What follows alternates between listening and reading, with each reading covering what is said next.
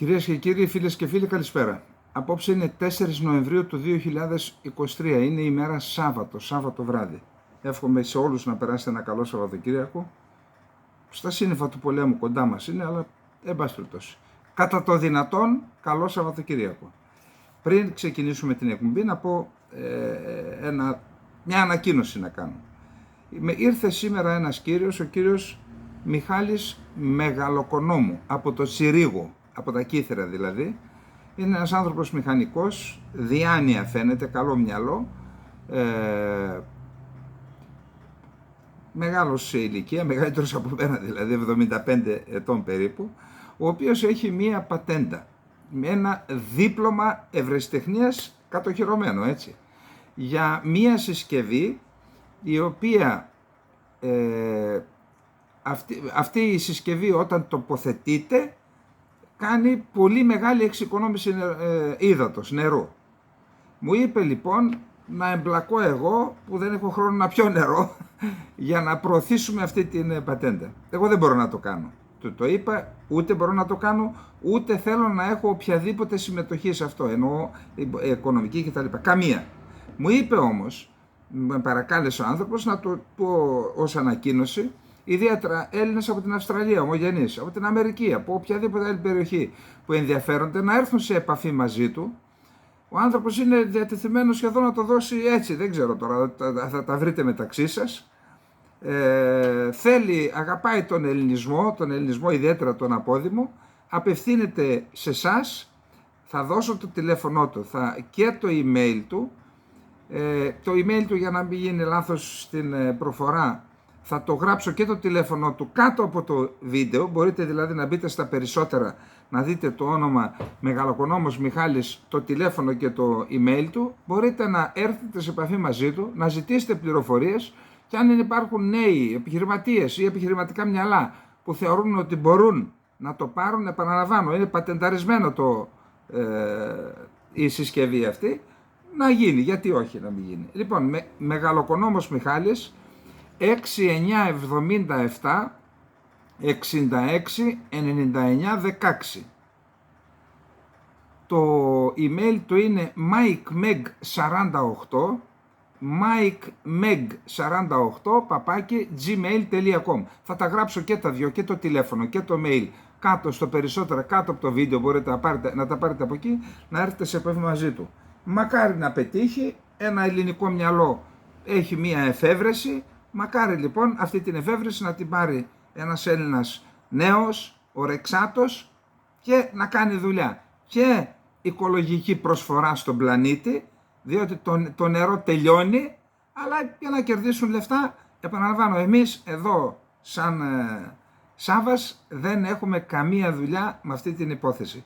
Κάντε την, να πω και κάτι, έχετε την ευχή μου, αλλά εμείς δεν μπλεκόμαστε σε αυτά, δεν έχω και χρόνο άλλωστε, έτσι. Αλλά ούτως ή άλλως δεν είναι το χαρακτήρα μου αυτό. Λοιπόν, ένας άλλος κύριος, φίλος, ευγενικά δεν λέω, έκανε ένα σχόλιο και λέει: όλο λέτε για την Τασία και τον Τσίπρα. Τι εννοείτε? Πιο πριν δεν είχαμε μεταναστευτικές ροές? Είχαμε. Ήταν όμως ελεγχόμενος, και όχι μόνο αυτό, η Ελλάδα διατηρούσε κλειστές δομές. Θυμάστε την κλειστή δομή της Αμυγδαλέζας, και εν πάση περιπτώσει δεν ήταν φιλική. Δηλαδή δεν καλούσε τους αλλοδαπούς, ελάτε εδώ. Μόλις ανέλαβε η Χριστοδουλοπούλου, επειδή το Υπουργείο της ήταν καινούριο, προτού καν βγει το προεδρικό διάταγμα με τις αρμοδιότητές της, έστειλε μία επιστημονική συνεργάτη που είχε στο Υπουργείο Δημόσιας Τάξης, στον αρμόδιο ανώτατο αξιωματικό, και του είπε: άνοιξε τώρα την Αμυγδαλέζα, που ήταν κλειστό.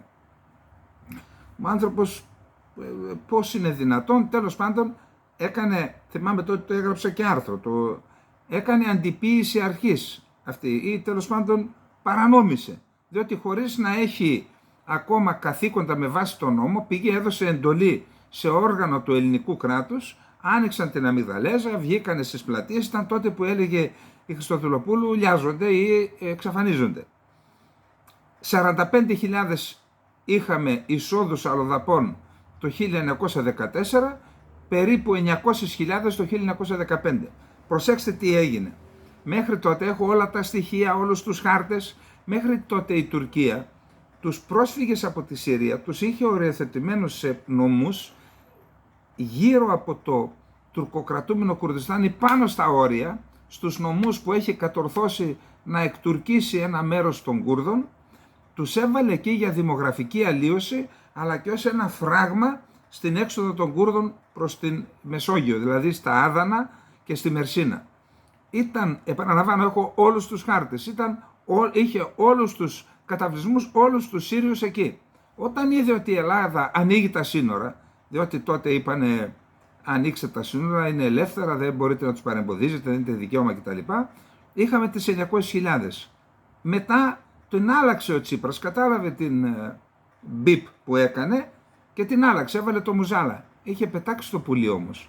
Η Τουρκία ανακάλυψε ότι έχει στα χέρια της ένα πυρηνικό όπλο και όταν έχεις πυρηνικό όπλο εσύ το δίνεις, και συνέχισε να παίζει με αυτό μέχρι που φτάσαμε στην Καθαρά Δευτέρα πάνω στις Καστανές, που είχε ως στόχο να ανατρέψει την ελληνική κυβέρνηση τότε.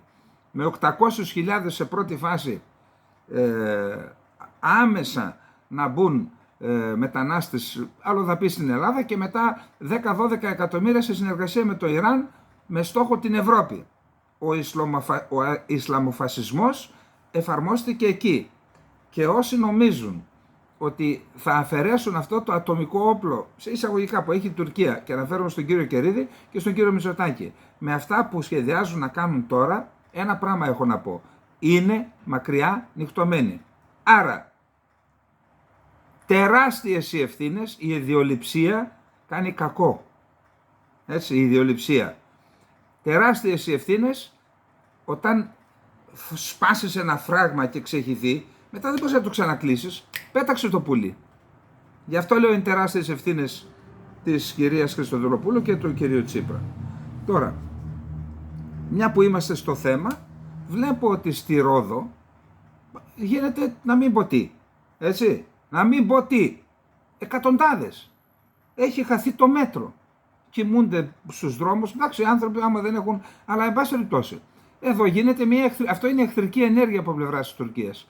Πώς είναι δυνατόν η Τουρκία να σου κάνει εχθρική ενέργεια, εσύ να κάνεις ότι δεν καταλαβαίνεις, όπως έκανες ότι δεν καταλαβαίνεις πάνω στη Λαδοξέρα, στη Ζωράφα, να κάνεις ότι δεν καταλαβαίνεις. Ο κύριος Δημοσχάκης, βουλευτής της Νέας Δημοκρατίας από τον Εύρο, λέει: όσοι λένε ότι έχουν σταματήσει οι ροές είναι εκτός πραγματικότητας, εκτός τόπου και χρόνου, διότι βλέπει ο άνθρωπος, από τον Εύρο είναι, πρώην αρχηγός της αστυνομίας είναι, δεν το καταλαβαίνετε πού οδηγείτε τη χώρα. Θα τα δείτε το τελευταίο που την οδηγείτε. Το τελευταίο θέμα. Και σήμερα, σαν χθες, 3 Νοεμβρίου, ήμουνα τότε, υπηρετούσα στη Σμύρνη, ξυπνάμε το πρωί, γίνεται πανικός στα μέσα μαζικής ενημέρωσης, εφημερίδες, πρωτοσέλιδα. Είχε γίνει 3 βράδυ προς Τετάρτη πρωί, Νοεμβρίου 1996, είχε γίνει ένα δυστύχημα. Μια Mercedes που είχε φύγει από το Κουσάντας, το Κουσάντας τότε ήταν όλη η μαφία, όλο το μαύρο χρήμα, η διαπλοκή μαφίας και κράτος. Εκεί υπήρχε και ένα καζίνο εκεί,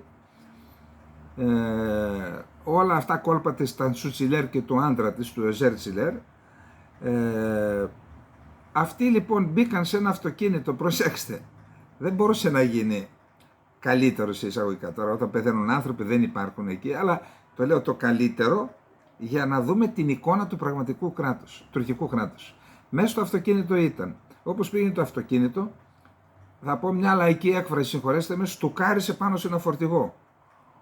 Στην κομμόπολη Σουσουρλούκ του Μπαλίκεσιρ. Το Μπαλίκεσιρ είναι ένας νομός νοτίως της Προύσας, είναι το Παλαιόκαστρο, το οποίο οι Τούρκοι δεν μπορούσαν να το προφέρουν, το Παλαιόκαστρο το είπαν Μπαλίκεσιρ. Είναι μια συνοικία, είχε Έλληνες μέχρι το 1922 το Σουσουρλούκ, αν όσοι είστε από εκεί μπορείτε να το, ενώ από την περιοχή μπορείτε να το ψάξετε να το δείτε. Εκεί λοιπόν μέσα στο αυτοκίνητο ήταν ο διευθυντής ασφάλειας Κοτζάνταγ, η συνοδός του η Γκιοντζά Ους, ο βουλευτής του κόμματος του Ορθού Δρόμου, της Σιλέρ δηλαδή, ο Σεντάτ Μπουτζάκ, Κούρδος Ζαζά, συνεργάτης του κράτους, επικεφαλής μιας φυλής, μπορεί να έχει και 100.000 μέλη, όλοι ένοπλοι, ιδιωτικό στρατό έχουν, και τέταρτος ο Αμπτουλάχ Τσατλί. Δηλαδή, προσέξτε, εκτελεστική εξουσία, το κράτος δηλαδή, ο διευθυντής ασφάλειας, υψηλόβαθμος στην αστυνομία, νομοθετική εξουσία, ο βουλευτής και η μαφία. Ο Τσατλί ήταν γκρίζος λύκος, κατηγορηθής για διακίνηση σοκολάτας, δολοφόνος, προσέξτε, που είχε πλαστή ταυτότητα, πλαστό διαβατήριο από τον Εύσεχυρ, εκεί που ήταν νομάρχης, αυτός που είχε βάλει τη βόμβα στο σπίτι του, στο υποτιθέμενο σπίτι του Μουσταφά και μάλιστα στη Θεσσαλονίκη. Το κράτος τον πρόσεξε, δεν τον κλώτσισε, τον έκανε νομάρχη σε μια νομαρχία η οποία νομαρχία αυτή έδινε όλα τα ψεύτικα διαβατήρια στη μαφία των γκρίζων λύκων.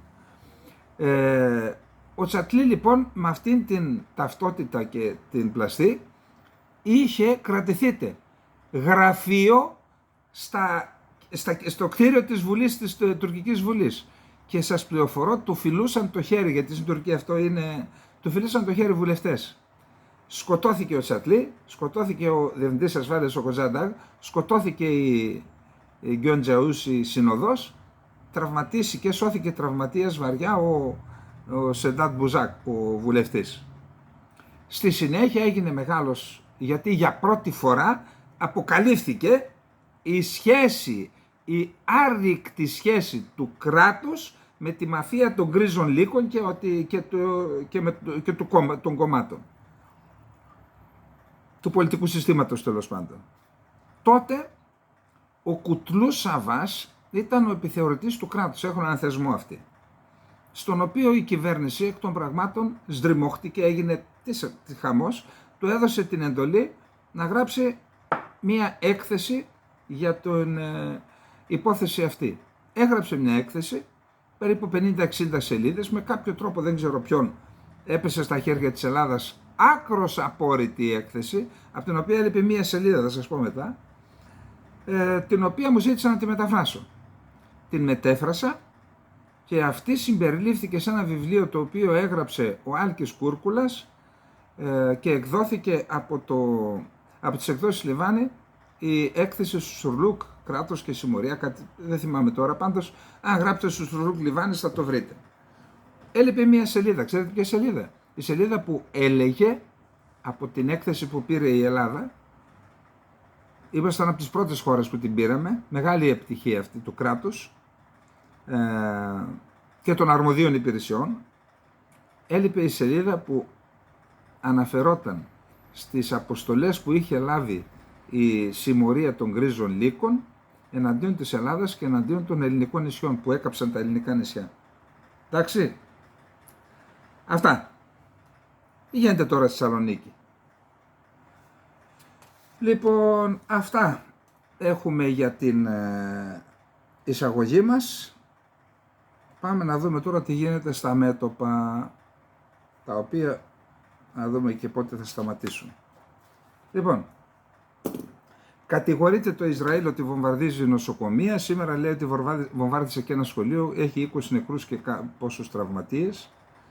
Πάντως οι εικόνες από αμάχους είναι ένα πρόβλημα που όσο και αν προσπαθεί να παρουσιάσει το Ισραήλ, τώρα ξέρετε παρουσιάζει εικόνες, βιντεάκια που πιθανόν να τα βρίσκουν και τώρα, από τη βάρβαρη εισβολή και τις βάρβαρες πράξεις της Χαμάς εναντίον αμάχων. Έτσι. Αυτό όμως δεν μπορεί να κρύψει τις εικόνες των αμάχων που σκοτώνονται. Αυτό, εάν συνεχίσει το Ισραήλ, όση δύναμη και να έχει παγκοσμίως, με τα χρήματα, με την διασπορά, με τον έλεγχο των μέσων μαζικής ενημέρωσης, αυτό προκαλεί πολύ μεγάλη ζημιά στην εικόνα του Ισραήλ.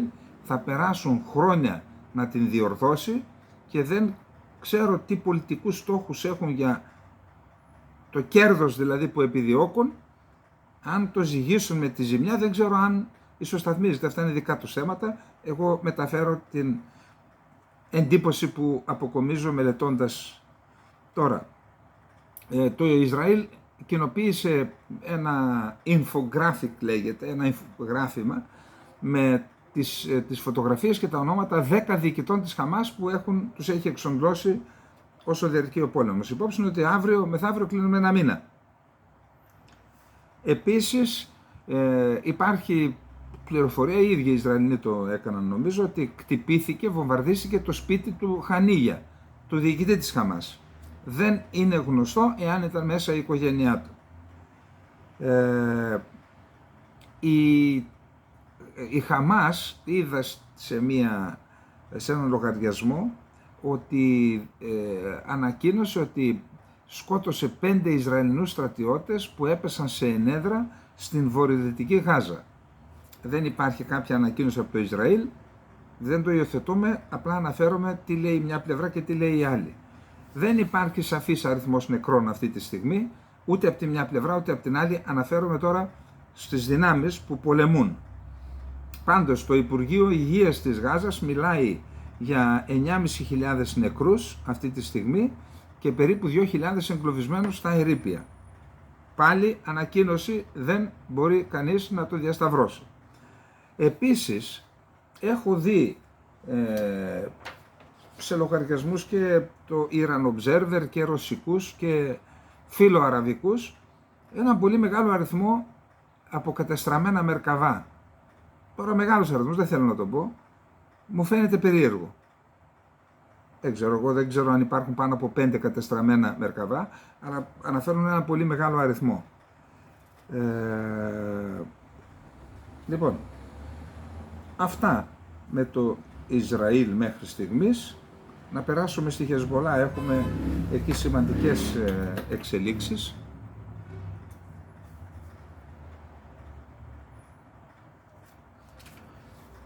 Λοιπόν, τώρα, ο εκπρόσωπος του Λευκού Οίκου έκανε δήλωση μετά την ομιλία του Νασράλα, θα κάνουμε μια αναφορά σε αυτήν, και είπε η Χεσμολά δεν πρέπει να εκμεταλλευτεί τις τρέχουσες συγκρούσεις. Δεν επιδιώκουμε ως ΗΠΑ την εξάπλωση της σύγκρουσης στο Λίβανο. Αυτό ας το κρατήσουμε. Ακούστε, κάθισα και μελέτησα την ομιλία του Νασράλα και προσπάθησα να εξάγω κάποια συμπεράσματα.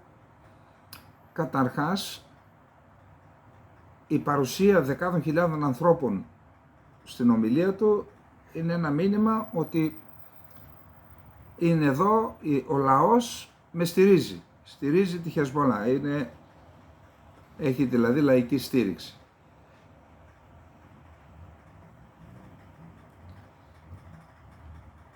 Αυτό που εξέπεμψε είναι ότι δεν αποκλείει τον πόλεμο, είπε άλλωστε όλα είναι ανοιχτά, αλλά δεν θα έλεγε κανείς ότι θέλει και τον πόλεμο. Εδώ λοιπόν βάζω ένα ερωτηματικό. Δεν τον θέλει για δύο. Το πιθανότερο είναι οι λόγοι να είναι δύο. Οι λόγοι είναι δύο που πιθανόν τον όθησαν να τηρήσει αυτή τη στάση. Ο ένας είναι γιατί δεν θέλει τον πόλεμο, φοβάται τις απώλειες, ή του το είπε το Ιράν, γιατί τώρα για πολιτικούς λόγους. Και ο δεύτερος, να είμαστε κοντά στην ύπαρξη μιας συμφωνίας. Οπότε δεν ήθελε να προκαταλάβει τις εξελίξεις, δηλαδή να δημιουργήσει μια κατάσταση κηρύττοντας τον πόλεμο, να δυσκολέψει τις συνομιλίες που μπορεί να οδηγήσουν σε μια. Και να σας πω ότι όσο κάθισα και το σκέφτηκα αρκετά, κλείνω προς το δεύτερο, ότι η επίσκεψη Μπλίνκεν, η στάση των 5 χωρών των αραβικών που θα δούμε παρακάτω, που ίσως αυτή τη στιγμή που τώρα είμαστε 7 η ώρα περίπου, να είναι σε εξέλιξη η συνάντηση του Μπλίνκεν με τους υπουργούς εξωτερικών των 5 αραβικών χωρών, των 5 σημαντικότερων αραβικών χωρών. Ίσως λοιπόν να περιμένουν να δουν τι θα γίνει και εάν μπορεί να πιστεί το Ισραήλ για μια πιθανή λύση και σε σχέση με τον πόλεμο αλλά και σε σχέση με το Παλαιστινιακό, και γι' αυτό ήταν ο Νασράλα πιο συγκρατημένος. Πάντως, σήμερα θα έλεγα ότι η πολιτική Νασράλα στο λόγο και στα παιδεία είναι μια στο καρφί και μια στο πέταλο. Δηλαδή από τη μία πλευρά δεν τεντώνει το σκηνή, δεν λέει μπαίνω στον πόλεμο, δεν κλιμακώνει, ενώ με όλες τις δυνάμεις, ίσως και με μια εισβολή μέσα στο Βόρειο Ισραήλ. Από την άλλη πλευρά όμως, σήμερα χρησιμοποίησαν για πρώτη φορά τις ρουκέτες Μπουρκάν. Καλά, τις είδα και ζαλίστηκα πραγματικά. Κάτι τέτοια πράγματα από 100 μέχρι 500 κιλά εκρηκτικά και χτύπησαν 2 στρατιωτικές βάσεις του Ισραήλ.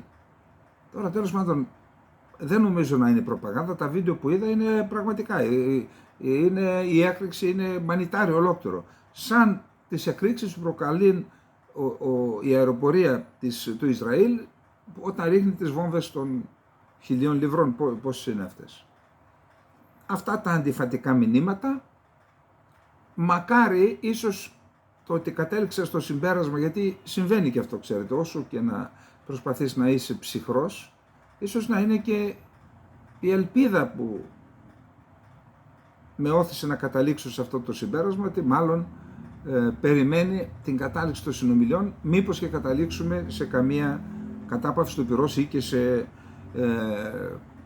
να δημιουργηθεί μια βάση για τη λύση του ζητήματος του Παλαιστινιακού, που με βάση, όπως του λένε όλοι και από εδώ και από εκεί, ότι αυτή η λύση μπορεί να σημάνει και το τέλος των πολέμων, όχι μόνο αυτού του πολέμου. Τώρα, η Ιεμένη βλέπω, τώρα δεν ξέρω αν είναι φωτογραφίες από παλιές παρελάσεις, πάντως πραγματικά μένω άναυδος με τη στρατιωτική ισχύ της Ιεμένης. Ένας αξιωματούχος από την κυβέρνηση της Ιεμένης, από αυτό το κίνημα, Ανσαρουλάχ λέγεται νομίζω νούμερο 2, έκανε δήλωση και είπε: βλέπουμε με χαρά την ανάπτυξη αμερικανικών πλοίων, λέει, στην Ερυθρά θάλασσα, ας έρθουν προς τα δολή, εμείς δεν θα φοβηθούμε να τους κτυπήσουμε. Επίσης συνεχίζονται οι διαβουλεύσεις μεταξύ των φίλων της Χαμάς μετά την επίσκεψη του Εμίρ Αμπτουλαχιάν στην Τουρκία και τη συνάντησή του και με τον Φιντάν και με τον Ερντογάν. Απίθυναν πρόσκληση στον Ραϊσί να επισκεφτεί την Τουρκία. Διαβάζω ότι στο τέλος του Νοεμβρίου ο Ραϊσί θα βρίσκεται στην Τουρκία. Μακάρι μέχρι τότε να μιλήσουν για άλλα και να έχει τελειώσει αυτή η ιστορία με τον πόλεμο. Τώρα, μια που βρισκόμαστε στο θέμα, αυτή η κρίση, αυτός ο πόλεμος έδωσε την ευκαιρία στο Ιράν να ξεδιπλώσει και να αναδείξει και τις δυνάμεις που έχει στην περιοχή. Δηλαδή στο Λίβανο, τη Χεσβολάχ, στη Συρία περίπου 40.000 μέλη της δύναμης Al-Quds, που είναι οι δυνάμεις του εξωτερικού των φρουρών της Επανάστασης, η Χασδι Σάμπι στο Ιράκ, 300.000 ένοπλοι και με οπλικά συστήματα, ακόμα και με πυράβλους Κρούζ, και η Ιεμένη. Και επειδή δέχτηκαν οι αμερικανικές βάσεις στο Ιράκ και τη Συρία καταιγισμό επιθέσεων, είτε με ρουκέτες είτε με μη επανδρομένα αεροσκάφη, εάν ενταθεί ο πόλεμος, είναι πολύ πιθανόν οι Αμερικανοί να αναγκαστούν να αποσύρουν τις δυνάμεις τους και από το Ιράκ και από τη Συρία. Ξέρετε τι θα σημαίνει αυτό? Τουλάχιστον αυτές που είναι έξω από τη Βαγδάτη. Μέσα στη Βαγδάτη δεν πιστεύω. Δηλαδή στην πρεσβεία και εκεί γύρω που έχουν μια βάση, εκεί θα μείνει. Αλλά αυτό τι σημαίνει? Ότι σε όλη αυτή την περιοχή θα κυριαρχήσει το Ιράν. Δηλαδή λάθη που τα έχουμε εντοπίσει εδώ και 10-15 χρόνια, λανθασμένες πολιτικές των ΗΠΑ, κατέστησαν το Ιράν όχι περιφερειακή δύναμη, περιφερειακή υπερδύναμη, και δεν υπάρχει δόση υπερβολής σε αυτό. Αποδεικνύεται δηλαδή ότι αυτοί που σχεδιάζουν, όπως αυτοί που σχεδίαζαν να στείλουν τον αγωγό στην Τουρκία, Χοκστάιν, Νούλαντ και Πάγιατ, αποδείχθηκε πόσο κοντόμυαλοι ήταν. Θα τα δώσουν τώρα στον Ερντογάν, κατάλαβες? Στον Ισλαμοφασίστα που απειλεί τους πάντες και είναι και μεγάλος υποκριτής, διότι αυτά για τα οποία κατηγορεί την Τουρκία τα κάνει ο ίδιος στους Κούρδους, στους εμάς, στην Κύπρο, στα κατεχόμενα, εντάξει, και τα κάνει με τη βοήθεια των ΗΠΑ και κάποτε ίσως και του Ισραήλ. Αυτά δεν πρέπει να τα ξεχνάμε, πρέπει να τα υπενθυμίζουμε για να μάθουν, εντάξει. Τώρα, αυτά λοιπόν για το... Έχουμε μια ψηλοπροσέγγιση πάλι από την πλευρά της Χεσμολάχ. Εάν η Χεσμολάχ κηρύξει πόλεμο πλήρους κλίμακας, αυτό ίσως να βόλευε και το Ισραήλ. Το Ισραήλ επωφελείται από έναν περιφερειακό πόλεμο επειδή θέλει να αποδυναμώσει τους αντιπάλους του με τη βοήθεια των ΗΠΑ. Δηλαδή με έναν πόλεμο, αφού είναι δίπλα και οι ΗΠΑ, θα προκαλούσε τέτοια πλήγματα στη Χεσμολάχ που θα χρειαζόταν 10 και 20 χρόνια να συνέλθει. Εάν καταστραφούν χώρες της περιοχής, συμπεριλαμβανομένης της Σαουδικής Αραβίας, αυτό θα ωφελούσε μόνο το Ισραήλ. Το Ισραήλ πρέπει πάντα να αισθάνεται μια εξωτερική απειλή και να παραμένει παρανοϊκό, κάτι που θα είναι επωφελές για την περιοχή μακροπρόθεσμα, επειδή ένας παρανοϊκός άνθρωπος είναι βέβαιο ότι θα κάνει λάθος. Αυτή είναι μια μικρή ανάλυση που διάβαζα στο Iran Observer, που δείχνει ίσως και την προθέση του Ιράν γιατί δεν πάμε σε κλιμάκωση του πολέμου με τη Χεσμολάχ. Λοιπόν, αυτά. Για να δούμε τώρα, πάμε στο τέταρτο θέμα μας. Εδώ έχει ζουμί.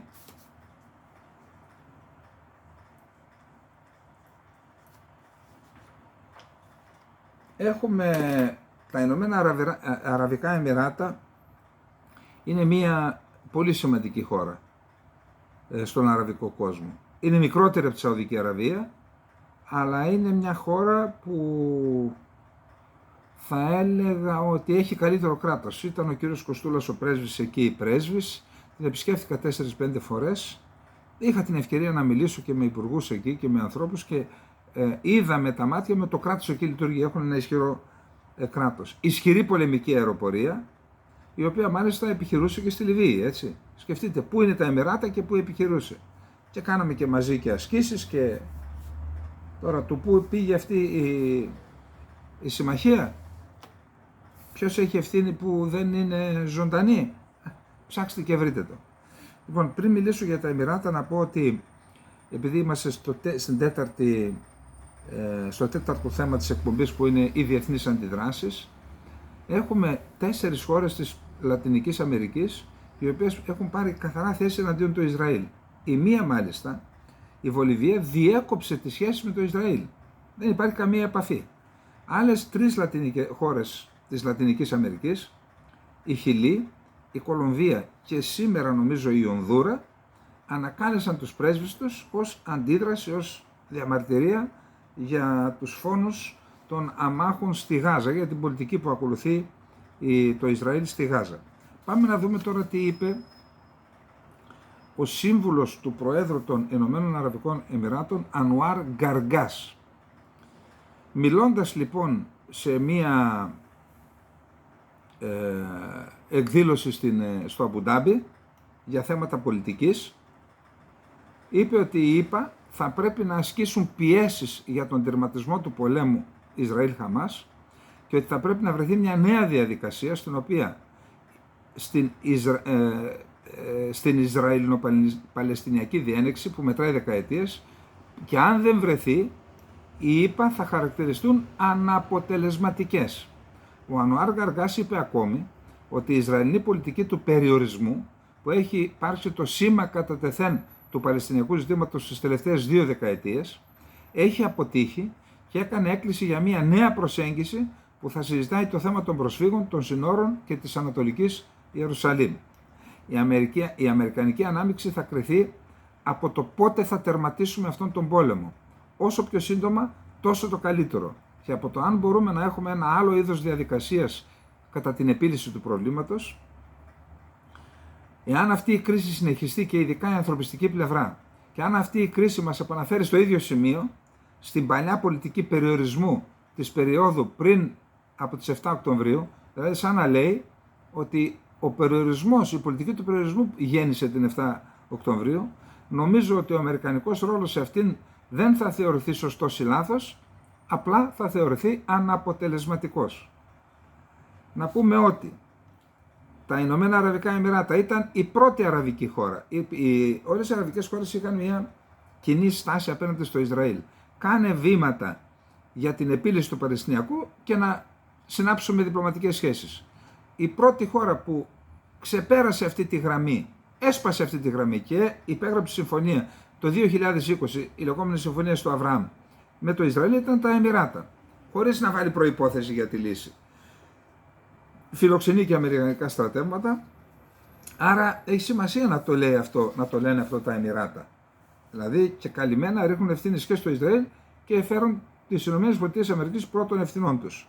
Ο Μπλίνκεν, είπαμε ότι μιλάει αυτή τη στιγμή με τους υπουργούς εξωτερικών Σαουδικής Αραβίας, Κατάρ, Εμιράτων, Αιγύπτου και Ιορδανίας, ενώ θα υπάρχει και εκπρόσωπος της Παλαιστινιακής Αρχής.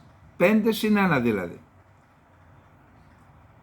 Σύμφωνα με πληροφορίες θα τονίσουν οι εκπρόσωποι των αραβικών χωρών την αραβική στάση που ζητά άμεση κατάπαυση του πυρός, παράδοση ανθρωπιστικής βοήθειας και τρόπους να τερματιστεί η επικίνδυνη επιδείνωση που απειλεί την ασφάλεια σε ολόκληρη την περιοχή.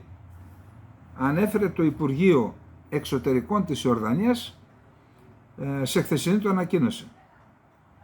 Σήμερα το πρωί συναντήθηκε με τον Μπλίνκεν ο υπηρεσιακός πρωθυπουργός του Λιβάνου, Νατζίμ Μικάτι, ο οποίος τόνισε την ανάγκη, στο Αμάν και αυτός, να καταβληθούν προσπάθειες για κατάπαυση του πυρός στη Γάζα και τον τερματισμό της Ισραηλινής επιθετικότητας στο νότιο Λίβανο.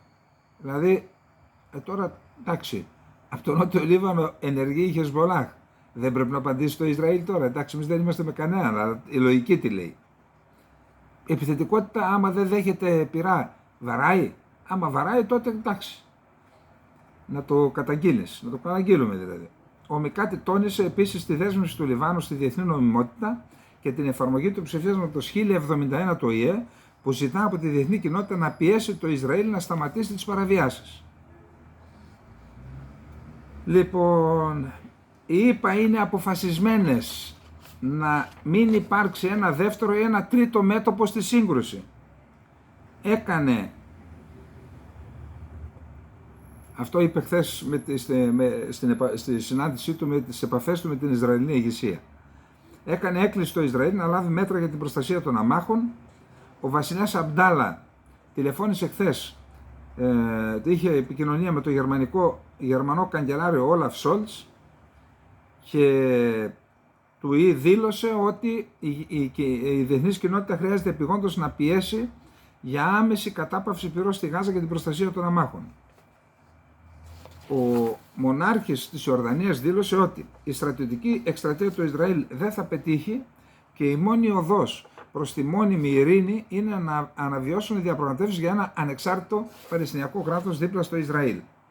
Λοιπόν, προσέξτε τώρα τι λέει, το αλίευσε αυτό. Εκτιμώ ότι δεν είναι προπαγάνδα κανενός. Είμαι Γερμανός πολίτης με ξένες ρίζες και παρατηρώ τη στενόμυαλη συζήτηση που γίνεται στη γερμανική κοινωνία σχετικά με τη σύγκρουση Ισραήλ-Γάζας. Εδώ να δεις τι γίνεται.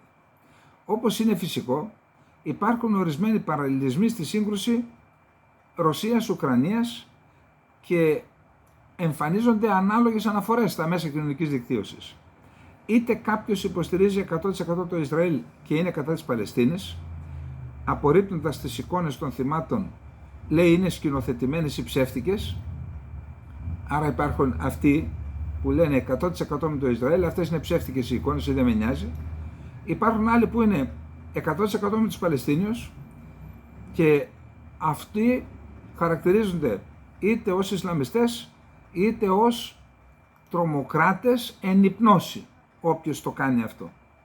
Πιστεύω ότι καμία άλλη σύγκρουση δεν θα μπορούσε να φέρει τις μάζες εδώ σε τέτοια κατάσταση, σε τέτοια αταξία. Ως αληθινός ακροδεξιός δεν μπορείς να υποστηρίξεις πραγματικά το Ισραήλ, πόσο μάλλον τους Ισλαμιστές. Ως αριστερός δεν μπορείς να αποσύρεις την υποστήριξη από το Ισραήλ μετά από αυτό που συνέβη στο Ολοκαύτωμα. Όμως ούτε μπορείς να αρνηθείς την υποστήριξη τους στους Παλαιστινίους καθώς τους κατέλαβε τη γη τους ένας κατακτητής. Δηλαδή ένας αριστερός είναι σε διχασμό, γιατί θέλει να στηρίξει και το Ισραήλ και τους Παλαιστινίους. Ένας ακροδεξιός δεν μπορεί να στηρίξει το Ισραήλ γιατί έχει τα κολλήματά του και ούτε τους Ισλαμιστές. Είναι περίεργο να παρατηρείς πως οι εικόνες φίλου και εχθρού της δεξιάς και της αριστεράς θολώνουν και όπως πάντα χάνεται και διαψεύδεται η κοινή λογική και λίγη συμπόνια για τα θύματα. Νομίζω ότι γι' αυτό το επέλεξα, ότι είναι πραγματικά και εδώ το παρατηρώ αυτό. Δηλαδή άνθρωποι που ήταν αντισημίτες και διακινούσαν συνωμοσίες για το ολοκαύτωμα, τώρα τους βλέπω είναι 100% από το Ισραήλ, οι ίδιοι άνθρωποι. Και βλέπουμε και αριστερούς, οι οποίοι να είναι με το Ισραήλ λόγω του ολοκαυτώματος, αλλά να είναι και με την Παλαιστίνη λόγω του άδικου. Εν πάση περιπτώσει, αυτό που περιγράφει ο Γερμανός, νομίζω ότι υπάρχει και στην Ελλάδα. Θεωρώ ότι σε αυτόν τον πόλεμο δεν υπάρχει αυτός έχει δίκιο και αυτός έχει άδικο. Η κάθε πλευρά έχει το δικό της δίκιο.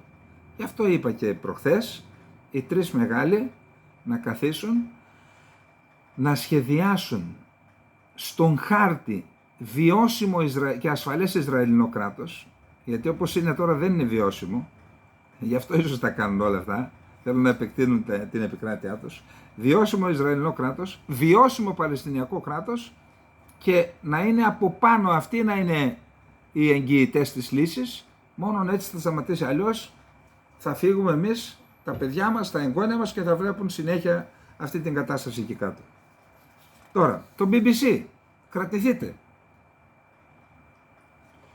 Έχει κάνει 5 επισημάνσεις για ό,τι συμβαίνει κάτω. Σκοτώνονται ατυχώς εξαιτίας των ενεργειών της Χαμάς οι Παλαιστίνοι άμαχοι. Πιο πολλούς αμάχους σε ένα μήνα από όσους η Ρωσία στον πόλεμο με την Ουκρανία σε πάνω από 1,5 χρόνο έχουν σκοτώσει στη Γάζα οι Ισραηλινοί. Δεύτερη διαπίστωση. Καμία εμπιστοσύνη του στρατεύματος στον Νετανιάχου. Είναι ο μόνος ο οποίος δεν έχει αναλάβει ευθύνη για όσα έλαβαν χώρα στις 7 Οκτωβρίου. Τρίτον, οι ενέργειες του μακροβιότερου πρωθυπουργού του Ισραήλ, του Βενιαμίν Νετανιάχου, δείχνουν να μην θέλει να επιτρέψει στους Παλαιστίνιους να έχουν ανεξάρτητο κράτος. Τώρα αυτό το είπε και ο πρώην πρωθυπουργός, ο Ολμέρτ, όλοι το ξέρουν αυτό. Τέταρτον, αδυνατεί η διεθνής κοινότητα να επιβάλλει μια λύση η οποία θα αποτελέσει βάση για την ειρήνη. Το είπαμε πριν λίγο. Πέμπτον, για το τελευταίο, όπως έχουν πει ο πρόεδρος Biden και άλλοι ηγέτες, η μόνη πιθανή ευκαιρία για την αποφυγή περισσότερων πολέμων είναι να δημιουργηθεί ένα Παλαιστινιακό κράτος πλησίον του Ισραήλ. Πρόκειται για κάτι ανέφικτο με τους σημερινούς ηγέτες εκατέρωθεν. Οι Ισραηλοί και Παλαιστίνοι εξτραμιστές θα έκαναν ό,τι μπορούσαν για να πλήξουν την ιδέα, όπως έκαναν από τη δεκαετία του 90. Κάποιοι από αυτούς πιστεύουν ότι ακολουθούν το θέλημα του Θεού, και οι από εδώ και οι από εκεί. Γεγονός που καθιστά αδύνατο να τους πείσουν να αποδεχθούν έναν συμβιβασμό. Εφόσον όμως αυτός ο πόλεμος δεν έχει προκαλέσει αρκετό σοκ για να σπάσει βαθιές προκαταρρήψεις και να καταστήσει βιώσιμη την ιδέα των δύο κρατών, τίποτε δεν θα το κάνει. Και δίχως έναν αμοιβαία αποδεκτό τρόπο τερματισμού της σύγκρουσης, πιο πολλές γενιές Παλαιστινίων και Ισραηλινών θα καταδικαστούν σε περισσότερους πολέμους. Ένας λογικός άνθρωπος, όπως κάναμε εμείς, καταλήγει στα ίδια συμπεράσματα, χωρίς να... Λοιπόν, αυτά και για τα θέματα του πολέμου. Πάμε τώρα να δούμε τι γίνεται στη Ρωσία, δεν έχουμε πολλά και εκεί. Κάθισα και διάβασα από ρωσικές πηγές. Γιατί και από τις ουκρανικές υπάρχει μια αξιόπιστη πηγή που διαβάζω. Δεν υπάρχουν σοβαρές εξελίξεις, πάντως στα 4 μέτωπα, Κουπιάνσκ, Ντονέτσκ, Ζαπορίζια και Χερσόνα, και στα 4 είχαμε επιθετικές ενέργειες των Ουκρανών. Παρότι υπάρχει η αίσθηση ότι οι Ουκρανοί έχουν περάσει σε μια φάση στασιμότητας στις θέσεις τους. Επιθετικές ενέργειες και στις 4. Δεν είχαμε σοβαρές εξελίξεις στο πεδίο, αλλά οι Ρώσοι λένε ότι υπήρχαν, αναφέρουν μάλιστα και τους σχηματισμούς που έκαναν τις επιθετικές ενέργειες.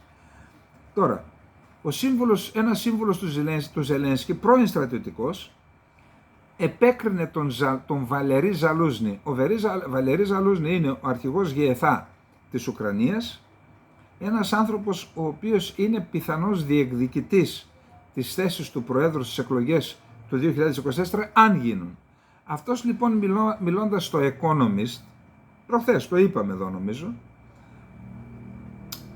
προέβησε μια ομολογία ότι υπάρχει ένα αδιέξοδο στα μέτωπα. Υπάρχει και για τις δύο πλευρές, τα είπαμε αυτό. Το είπε και ο Λουκασένκο. Ο πόλεμος είναι σε αδιέξοδο. Λέει καθίστε βρείτε τα. Υπάρχει ένα αδιέξοδο, είπε όμως ότι μπορούμε να κάνουμε κάποια πράγματα. Τον κατέκρινε γι' αυτό ο πρώην στρατιωτικός σύμβουλος νούμερο 2 στο γραφείο του Ζελένσκι, πιθανόν εκτελώντας εντολές, συζητήθηκε στο γραφείο του Ζελένσκι αυτό, πιθανόν έχουν στο στόχαστρο το Ζαλούζνη. Και μάλιστα υπάρχει μια κατηγορία εκκρεμής, επειδή παρέδωσε την Μελιτόπολη, τον Μπερντιάνσκ, τη Χερσόνα, χωρίς να πέσει μια σφαίρα. Τον κατηγορούν ότι πιθανόν υπήρχε συνεργασία με τους... Λοιπόν, είδα τον Πούτιν έκανε μια συγκέντρωση, συνάντηση με όλους τους θρησκευτικούς ηγέτες της Ρωσικής Ομοσπονδίας.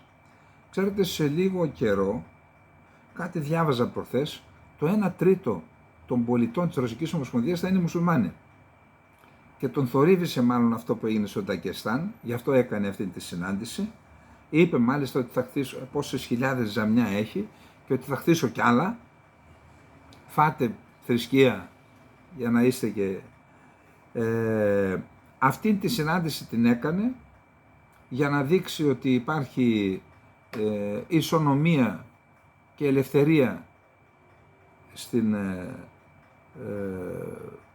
σε όλες τις θρησκείες στην Ρωσία και πιθανόν αναζητεί τρόπους να εκτονώνεται η οργή των μουσουλμάνων, κυρίως μέσα από τις επαφές με τους θρησκευτικούς ηγέτες.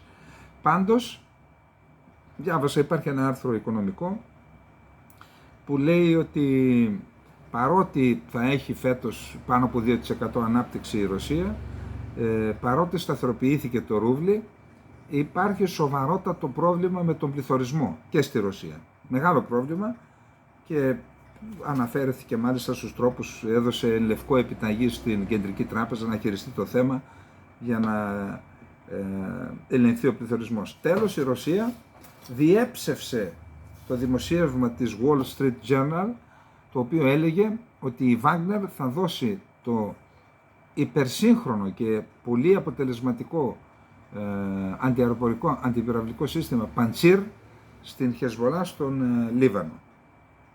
Λοιπόν, αυτά για τη Ρωσία και την Ουκρανία. Πάμε τώρα στην Τουρκία.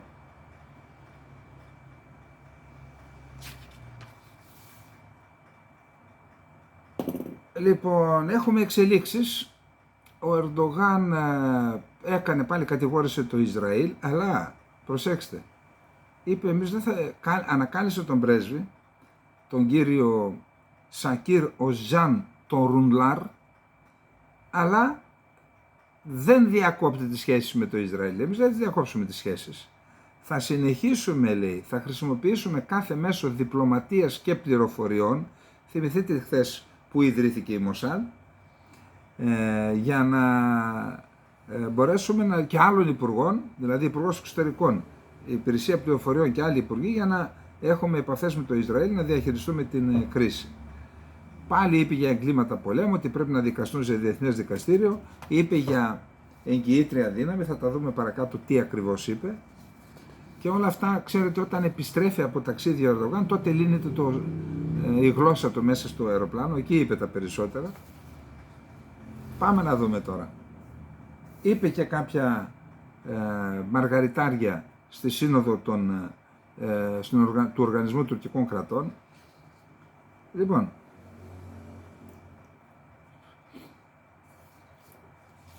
ένας ενοποιημένος τουρκογενής κόσμος θα βοηθήσει να ανοίξει ο δρόμος για κατάπαυση του πυρός στη σύγκρουση Ισραήλ-Παλαιστίνης, είπε ο Τούρκος Πρόεδρος στην Αστάνα. Δηλαδή μετά την Σαμαρκάνδη πήγε στην Αστάνα. Δεν υπάρχει λέξη για να περιγράψει κανείς αυτή τη βαρβαρότητα. Επί 28 ολόκληρες ημέρες διαπράγμαται εγκλήματα κατά της ανθρωπότητας στη Γάζα, είπε ο πρόεδρος Ερντογάν στην ομιλία του χθες προς τους ηγέτες του Οργανισμού Τουρκογενών Κρατών στην Αστάνα του Καζακστάν. Ένας ενοποιημένος τουρκογενής κόσμος που ενεργεί από κοινού θα βοηθήσει να ανοίξει ο δρόμος για κατάπαυση του πυρός και να υπάρξει μια μόνιμη ειρήνη στη σύγκρουση Ισραήλ-Παλαιστίνης, είπε, ονειρεύεται ενοποιημένο κόσμο. Δηλαδή ξέρετε τι είναι αυτό που πάει να κάνει ο Ερντογάν? Σαν να ξεκινήσει τώρα η Ρωσία να ενώσει το σλαβικό κόσμο. Δηλαδή Βουλγαρία, Σκόπια, Σλάβοι είναι, δεν είναι Μακεδόνες, για όσους ονειρεύεστε. Να ενώσει λοιπόν η Ρωσία, τη Βουλγαρία, τη Σερβία, τα Σκόπια, το Μαυροβούνιο, τη Σλοβακία, Σλάβοι είναι και αυτοί, την Πολωνία που είναι Σλάβοι, την Ουκρανία που είναι Σλάβοι και ποιες άλλες είναι σλαβικές χώρες, να κάνει ένα οργανισμό σλαβικών χωρών. Πώς το ακούτε αυτό? Αυτό πάει να κάνει η Τουρκία. Και μάλιστα είδα μια φωτογραφία όταν μιλούσε, όλοι οι ηγέτες των λεγόμενων τουρκικών χωρών είχαν στα αυτιά τους μεταφραστεί. Δηλαδή είναι τουρκογενείς οι γλώσσες, αλλά δεν μπορούν να συνεννοηθούν. Θέλει δηλαδή μόνο για πολύ απλά πράγματα. Έχω μιλήσει με αυτούς τους ανθρώπους. Δηλαδή με άτομα από τις περισσότερες χώρες αυτές. Ένας ενοποιημένος τουρκογενής κόσμος που ενεργεί από κοινού θα βοηθήσει να ανοίξει ο δρόμος για κατάπαυση του πυρός και να υπάρξει μόνιμη ειρήνη στη σύγκρουση Ισραήλ-Παλαιστίνης, είπε ο Ερντογάν, ο οποίος συνέδεσε έμεσα το Παλαιστινιακό με τη λήξη του πολέμου στο Καραμπάχ και τη σημασία που είχε η νίκη του Αζερμπαϊτζάν μετά από 30 χρόνια πολέμου. Νιώθουμε μεγάλη υπερηφάνεια και χαρά για αυτό το ιστορικό επίτευγμα. Την εθνοκάθαρση που έκαναν στο Καραμπάχ, 120.000 άνθρωποι έφυγαν, πού να ζήσουμε τη βαρβαρότητα. Τους εκδίωξαν με την πολιτική τους, εθνοκάθαρση, λέει νιώθουμε μεγάλη υπερηφάνεια. Και μετά κατηγορεί το Ισραήλ. Είμαστε ένα βήμα πιο κοντά στη μόνιμη ειρήνη στην περιοχή μας. Βέβαια, άμα τους εξοντώσεις όλους, για να ολοκληρωθεί με επιτυχία αυτή η διαδικασία, εμείς ως τουρκογενής κόσμος πρέπει να συνεχίσουμε την υποστήριξή μας στο Αζερβαϊτζάν. Ο πολιτισμός μας επιβάλλει να τηρούμε τη δικαιοσύνη. Καλά, αυτά δεν μπορεί να τα ακούει κανείς. Ξέρετε τι μοιάζει αυτό? Μοιάζει με έναν αρχιψεύταρο, ο οποίος υπερασπίζεται την αλήθεια και νομίζω ότι και έτσι είναι, ότι δεν είναι ψεύτης. Είναι έναν εγκληματία, ο οποίος το παίζει ο πιο ηθικός άνθρωπος και το πιστεύει ότι είναι πιο ηθικός. Αυτά είναι ο Ερντογάν. Ο Ερντογάν πιστεύει ότι είναι δίκαιος. Προσέξτε εδώ. Ο πολιτισμός μας επιβάλλει να τηρούμε τη δικαιοσύνη, να κρατάμε τα χέρια των καταπιεσμένων και να τους βοηθάμε και να μην παραμένουμε σιωπηλοί απέναντι στην αδικία. Αυτός ο οποίος κρατάει την Κύπρο, το Αφρίν, τον Κυρεσπή, ξένες χώρες, έχει εισβάλει σε ξένες χώρες, αυτός μιλάει για δικαιοσύνη. Η Άγκυρα επιμένει να παίξει ρόλο διαμεσολαβητή στο Παλαιστινιακό παρά την ανοιχτή υποστήριξη προς τη Χαμάς. Και κοιτάξτε τι κερδίζει τώρα. Ο Μπλίνκεν πηγαίνει και στην Άγκυρα. Τώρα τι είπε επιστρέφοντας? Λόγω της ανθρωπιστικής τραγωδίας στη Γάζα, αυτό το λέει το Υπουργείο Εξωτερικών που απέσυρε τον πρέσβη. Λόγω της ανθρωπιστικής τραγωδίας στη Γάζα, λόγω των συνεχιζόμενων Ισραηλινών επιθέσεων κατά αμάχων και της απόρριψης από το Ισραήλ των εκκλήσεων για κατάπαυση του πυρός και απρόσκοπτη και ανεμπόδιστη παράδοση ανθρωπιστικής βοήθειας, αποφασίστηκε η ανάκληση του πρέσβη μας στο Τελ Αβίβ, Σακίρ Οζάν Τουρουνλάρ, στην Άγκυρα για διαβουλεύσεις. Τώρα, επιστρέφοντας από το Καζακστάν, ο Ερντογάν είπε: ο Νετανιάχου δεν είναι πλέον ένα πρόσωπο που μπορεί να θεωρηθεί συνομιλητής μας με οποιοδήποτε τρόπο. Τον διαγράψαμε και τον πετάξαμε. Ήταν έτοιμος να πάει ο Ερντογάν να κάνει τα χατήρια του. Ο Τούρκος πρόεδρος διευκρίνησε ότι η πλήρης διακοπή των δεσμών, ιδίως στη διεθνή διπλωματία, δεν είναι δυνατή και ανέφερε ότι με τον Υπουργό Εξωτερικών Χακάν Φιντάν και τον επικεφαλής των μυστικών υπηρεσιών Ιμπραήμ Καλίν θα συνεχίσουν να χρησιμοποιούν όλα τα διπλωματικά μέσα με το Ισραήλ. Ήδη, όπως ανακοίνωσε ο Ιμπραήμ Καλίν, βρίσκεται σε επαφή με την Ισραηλινή πλευρά, με τη Μοσάντ δηλαδή, που ιδρύθηκε στην Κωνσταντινούπολη, ενώ συνομιλεί τόσο με την Παλαιστινιακή πλευρά όσο και με τη Χαμάς. πάρτε την. Ο στόχος μας είναι η επίτευξη οριστικής ειρήνης στο Ισραηλινο-Παλαιστινιακό ζήτημα. Είμαστε αποφασισμένοι να κάνουμε ό,τι χρειαστεί για να σταματήσει η αιματοχυσία και να εδραιωθεί η ειρήνη. Στόχος μας είναι η επίτευξη μιας διαρκούς και βιώσιμης ειρήνης που θα ανακοφίσει τόσο την περιοχή μας όσο και τη χώρα μας. Κάνουμε εκκλήσεις για να το διασφαλίσουμε αυτό. Για παράδειγμα, θέλουμε να φέρουμε όλα τα σχετικά μέρη σε μια διάσκεψη. Και πάμε τώρα στην εγγυήτρια δύναμη. Λέμε για το θέμα της εγκυοδοσίας από την αρχή των γεγονότων. Έχουμε πει ότι αν η Τουρκία είχε εγγυητική αποστολή, αν ήταν εγγυήτρια δύναμη, είμαστε έτοιμοι να αναλάβουμε αυτό το καθήκον, μπορούμε να γίνουμε εγγυήτρια χώρα. Μας κάνει και χάρη δηλαδή. Στην Κύπρο η Ελλάδα μπορεί να είναι εγγυήτρια χώρα. Το Ηνωμένο Βασίλειο μπορεί να είναι εγγυήτρια χώρα και αν η Τουρκία είναι εγγυήτρια χώρα στην Κύπρο, γιατί να μην είναι μια παρόμοια δομή και στη Γάζα, γιατί να μην ισχύει και για τη Γάζα. Τι θα μπορούσε να είναι πιο φυσικό από το να είναι η Τουρκία εγγυήτρια χώρα στη Γάζα? Με άλλα λόγια, μπορούμε να αναλάβουμε το ρόλο της εγγυήτριας χώρας και εκεί. Ποια μορφή θα πάρει αυτό? Θα το δείξει ο χρόνος. Εμείς ως Τουρκία πρέπει να αναλάβουμε ηγετικό ρόλο. Αυτή θα είναι μια εξέλιξη που σχεδόν διαμορφώνει την ιστορία, το παρόν και το μέλλον. Δεν θα αφήσουμε τη Γάζα αβοήθητη. Ενθαρρύνουν το Ισραήλ να σκοτώσει πολλά μωρά, τα έχωσε και πάλι στους Αμερικανούς. Λοιπόν, πάμε πολύ γρήγορα τώρα να δούμε, αφήσουμε αυτό, για να δούμε το τελευταίο που είναι το κερασάκι στην τούρτα.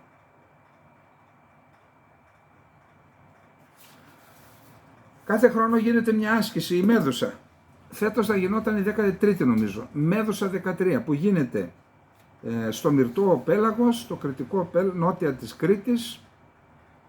Λέει, ματαιώνεται η διακλαδική άσκηση Ελλάδας-Αιγύπτου Μέδουσα 13, η οποία νομίζω στην οποία συμμετείχαν και οι ένοπλες δυνάμεις της Κύπρου, με ό,τι δυνατότητες έχουν, η οποία είχε προγραμματιστεί να διεξαχθεί 16 με 24 Νοεμβρίου στην ευρύτερη περιοχή του Μυρτώου Πελάγους και της Κρήτης. Όπως ανακοινώθηκε από το ΓΕΘΑ, η ματαίωση της άσκησης αποφασίστηκε μετά από συντονισμό με πρωτοβουλία της Αιγυπτιακής πλευράς λόγω των τρεχουσών συνθηκών που επικρατούν στην περιοχή της Ανατολικής Μεσογείου. Η άσκηση θα προγραμματιστεί να διεξαχθεί στο επόμενο έτος. Εύχομαι να είναι έτσι και εύχομαι να μην είναι η πρώτη αντίδραση της Αιγύπτου στη θέση που κράτησε η Ελλάδα στο ψήφισμα στον ΟΗΕ. Εντάξει, γιατί σκεφτείτε να γίνει καμιά τούμπα στην περιοχή, να μείνουμε με μόνο σύμμαχο το Ισραήλ και όλες οι άλλες χώρες να συνασπιστούν με την Τουρκία και να ψάχνουμε να βρούμε το δίκαιο μας εμείς με όλες τις μουσουλμανικές χώρες. Σκεφτείτε το αυτό. Η κυρία Παπαδοπούλου, ο κύριος Γεραπετρίτης το σκέφτονται καθόλου αυτό, οι κύριοι πρέσβεις. Λοιπόν, έχουμε πει ότι υπάρχουν ένας μεγάλος αριθμός αμερικανικών, πέραν των αμερικανικών πλοίων που βρίσκονται στη Σούδα και στην Ανατολική Μεσόγειο, έχουμε και πολλά αεροπλάνα. Δηλαδή, έχουμε αεροπλάνα πολλά στην Σούδα, στην Ελευσίνα, μεταγωγικά κυρίως, και στη Σούδα και στην Ελευσίνα. Έχουμε και υπτάμενα τάνκερ και, λοιπόν, έχουμε, ακούστε, στη Σούδα σταθμεύουν ή είχαν σταθμεύσει τα RC-135S, τα KC-135 Stratotanker και τα KC-45. Τα δύο τελευταία είναι υπτάμενα τάνκερ. Υπάρχει και ένα P3 ναυτικής συνεργασίας. Τώρα, έχουμε και C-130 στην Ελευσίνα και ζήτησαν προχθές Πέμπτη με επίγον σήμα οι Αμερικανοί ένα τρίτο αεροδρόμιο. Τους δώσαμε την άδεια να μετασταθμεύσουν εκεί, να εγκατασταθούν Chinook και Black Hawk ελικόπτερα, 15 ελικόπτερα και 150 Αμερικανοί στρατιωτικοί. Και ενώ συμβαίνουν αυτά στην Ελλάδα, έχουμε και στην Κύπρο συνοστισμό. Είτε στα λιμάνια της Κύπρου, βρίσκεται στην Κύπρο ένα γερμανικό πολεμικό πλοίο, το Frankfurt am Main, και ένα ελικοπτεροφόρο γαλλικό, νομίζω ότι είναι στο λιμάνι της Λεμεσού, ενώ υπάρχουν καταδρομής στη βάση στο ακροτήρι, στη Βρετανική βάση, από πού και ως πού τώρα, κυρίαρχες βάσεις οι Βρετανοί στην Κύπρο. Εν πάση περιπτώσει, υπάρχουν Γερμανοί καταδρομείς οι οποίοι θα αναλάβουν αποστολή για μεταφορά Γερμανών πολιτών είτε από το Λίβανο είτε από το Ισραήλ. Ακόμα και ολλανδικά αεροσκάφη, λέει, 2 μεταγωγικά αεροσκάφη 130 με 200 στρατιώτες μετέφεραν στην Κύπρο. Να πούμε επίσης ότι είναι σε επαφή οι Ηνωμένες Πολιτείες Αμερικής και άλλες δυτικές χώρες με Έλληνες που διαθέτουν πλοία ακτοπλοείας και ήδη κάνουν σχέδια, αν επιδεινωθεί η κατάσταση και χρειαστεί, να μεταφέρουν πολίτες και από το Ισραήλ και από το Λίβανο. Προσπαθούν να δουν τιμές, συμβόλαια και όλα αυτά. Ας ελπίσουμε να μην γίνονται επαφές να μεταφέρουμε και Παλαιστίνιους, όπως λέει το σχέδιο της Υπουργού Πληροφοριών του Ισραήλ, το οποίο εμπλέκει την Ελλάδα. Και πάμε στο τελευταίο τώρα για να δούμε τι εστί βερίκοκο. Λοιπόν, διαβάζουμε τώρα, είναι του κυρίου Μιχαηλίδη νομίζω, από το Φιλελεύθερο. Όπως ξέρετε, και εδώ με έκπληξη, αλλά και με ένα ερωτηματικό λέω, είναι δυνατόν οι Τούρκοι να δέχθηκαν για την Πύλα έναν διπλωματικό συμβιβασμό, να πανηγυρίζουν όλοι στην Κύπρο και μάλιστα όλοι το θεώρησαν. Εγώ σας είπα, κρατούσαμε εδώ, υπήρχε ένα ερωτηματικό, πώς είναι δυνατόν οι Τούρκοι να ξεκίνησαν να κάνουν ένα δρόμο και να δέχθηκαν μία συμφωνία με την οποία ικανοποιούνται 100% τα αιτήματα της ελληνικής πλευράς. Και μάλιστα υπό την ηγεσία του ΟΗΕ. Πράγματι άνοιγε ένας δρόμος που θα μπορούσε κάπου να οδηγήσει. Για να δούμε τώρα τι γίνεται. Υπόψη ότι με την Πύλα, να το ξαναθυμίσουμε, η Πύλα είναι ένα χωριό που ανοήτως δεχθήκαμε να είναι μεικτό, πάνω στην νεκρή ζώνη, και ένα χωριό του οποίου η επικράτεια, γιατί και οι κοινότητες έχουν επικράτεια, έχει ακτή στη Μεσόγειο. Και αυτό το χωριό η Τουρκία, επειδή είναι μεικτό, θέλει να είναι και κοινής και δικό της να είναι. Και γι' αυτό δεν αναγνωρίζει την νεκρή ζώνη ότι είναι η νεκρή ζώνη είναι της κυβέρνησης της Κυπριακής Δημοκρατίας, την οποία την παραχώρησε στην UNFICYP. Υπάρχουν ντοκουμέντα για αυτά, έτσι. Την παραχώρησε για να ασκεί εκεί αστυνομικά καθήκοντα, γιατί αν ήταν απευθείας Ελληνοκύπριοι και Τουρκοκύπριοι και με το στρατό κατοχής, είχαμε και δολοφονίες και επεισόδια. Και έτσι βάλαμε, αλλά η νεκρή ζώνη είναι έδαφος ελεύθερο της Κυπριακής Δημοκρατίας. Τώρα αυτά δεν τα δέχονται. Κοιτάξτε τι έγινε τώρα, αφού χαρήκαμε κάνε 2 μήνες. Προσέξτε τώρα. Πάνε και οι πανηγυρισμοί για τη Συμφωνία της Πύλας, πάνε και οι καλοί ιονοί του Κόλιν Στούαρτ, ο εκπρόσωπος του ΟΗΕ, πάνε και οι πανηγυρισμοί των ονειροπαρμένων μας. Εξηγούσε ο κύριος Στούαρτ ότι το σχόλιο του με αφορμή τη συναντήληψη για την Πύλα είναι πως εάν φέρουμε Ελληνοκύπριους και Τουρκοκύπριους στη συμφωνία για αυτό το πολύπλοκο και ευαίσθητο θέμα, αυτό μας δίνει ελπίδα ότι άλλα πιο δύσκολα ζητήματα μπορούν να λυθούν. Να που ήρθε και η κραυγαλαία απάντηση από την άλλη πλευρά για να μας δώσει την ελπίδα και να προσγειωθούν όλοι. Λέμε, διότι η προσγείωση δεν θα γίνει ποτέ. Θα πετούν όλοι στα σύννεφα μέχρι να καούν τα φτερά τους και να πέσουν όπως ο Ίκαρος, που δεν άκουγε τις συμβολές του πατέρα του. Πρώτα ο λεγόμενος Υπουργός Εξωτερικών των Κατεχομένων, Ταξίν Ερτουγρούλογλου, και μετά ο Τατάρ έδωσαν την ελπίδα. Έκανε διάσκεψη τύπου Ερτουγρούλογλου για να απαντήσει να φύγουν αμέσως από την νεκρή ζώνη τα ελληνοκυπριακά μηχανήματα που πήγαν εκεί και διαχωρίζουν οικόπεδα, διότι δεν συμφώνησαν κάτι τέτοιο. Ενώ είχε συμφωνηθεί. Το μόνο που συμφώνησαν, λέει, είναι ότι οι Τουρκοκύπριοι θα κατασκευάσουν το δρόμο και εμείς θα περιμέναμε όταν τελειώσει το έργο να συζητήσουμε ξανά για τα υπόλοιπα. Δηλαδή να κάνουν αυτό που θέλουν οι Τούρκοι και μετά να δούμε τα άλλα. Ωραία τέτοια λογική, έτσι, τουρκολογική. Για το αν θα κοπούν οικόπεδα στην νεκρή ζώνη, αν θα γίνει ηλιακό πάρκο, όπως συμφωνήθηκαν αυτά, αν θα γίνει σημείο ελέγχου με βάση τον κανονισμό της πράσινης γραμμής, θα το δούμε μετά. Διότι τι προέβλεπε, οι Τούρκοι ήθελαν να υπάρχει ένας δρόμος και να έχουν απευθείας πρόσβαση στο μεικτό χωριό της Πύλας. Τι σημαίνει αυτό? Καταστροφή. Καταστροφή και πολιτική και στρατιωτική. Εντάξει, θα μπορούσαν να πάρουν, να κόψουν το δρόμο, να κόψουν τα κοκκινοχώρια, όλα, και να τιναχτεί στον αέρα η βιωσιμότητα της Κυπριακής Δημοκρατίας. Προσέξτε εδώ. Και να αποκτήσουν και πρόσβαση και δικαιώματα στην ΑΟΣ της Κυπριακής Δημοκρατίας. Αυτός είναι ο στόχος τους. Και εκεί, σε αυτόν τον δρόμο, με βάση τη συμφωνία που έγινε υπό τον ΟΗΕ, θα μπει και ένα σημείο ελέγχου, όποιος περνάει θα ελέγχεται. Δεν το δέχονται αυτό οι Τούρκοι. Κοιτάξτε τώρα. Να μην νομίζουν, λέει, ότι έναντι αυτού του οδικού έργου θα δώσουμε κάτι στους Τουρκοκύπριους. Μην νομίσουμε δηλαδή ότι επειδή δέχτηκαν στους Ελληνοκύπριους, ότι επειδή δέχτηκαν οι Ελληνοκύπριοι να γίνει ο δρόμος, ότι θα τους δώσουμε και ανταλλάγματα. Δηλαδή νόμιζαν τα Ηνωμένα Έθνη, ο κύριος Στιούαρτ δηλαδή, ότι υπήρχε συναντήληψη για το τι θα γίνει εκεί. Νόμιζαν. Αλλά η αλήθεια είναι ότι οι Τούρκοι συμφώνησαν μόνο ότι θα κατασκευάσουν το δρόμο.